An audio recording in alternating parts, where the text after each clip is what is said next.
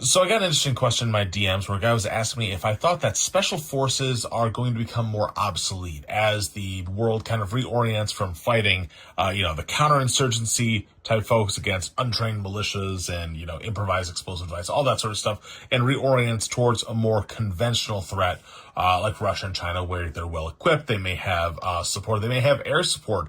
We may have issues where, we're going and we're doing these direct action raids that we've seen the SOF units get really, really good at.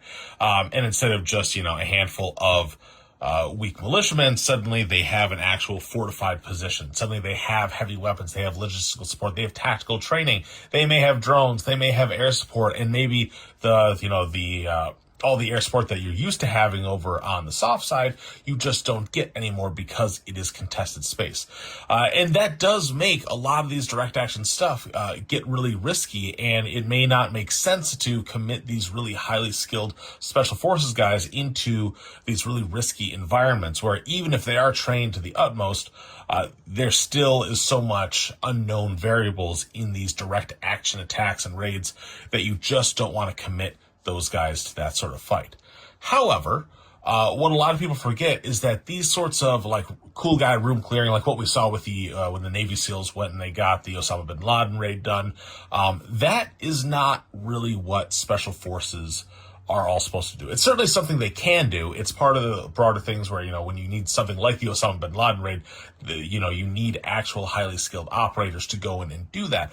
But what they are historically supposed to be doing is more specialized, special tasks, right? Not just cool guy room clearing CQB type stuff, right? Navy SEALs are supposed to be doing more maritime, underwater demolitions, sabotage, egress and entry with scuba gear, that sort of stuff, where they have to have that specialized training, and that is their special forces component. Army Green Berets are supposed to be going out with partner forces and training militias to get more force projection in places that, friendly conventional forces can't go. Army Rangers have a long history of securing airfields. And then even like Marine Force Recon, they're not just light infantry. They're supposed to be specialized in orienting on, deep behind enemy lines reconnaissance for that sort of intelligence gathering. So there's no way that special forces are obsolete in the coming years, decades, centuries even. But I do think that a lot of people have gotten really used to special forces just being this cool guy, high cut helmets, busting down doors and doing urban CQB raids. And that's just not it.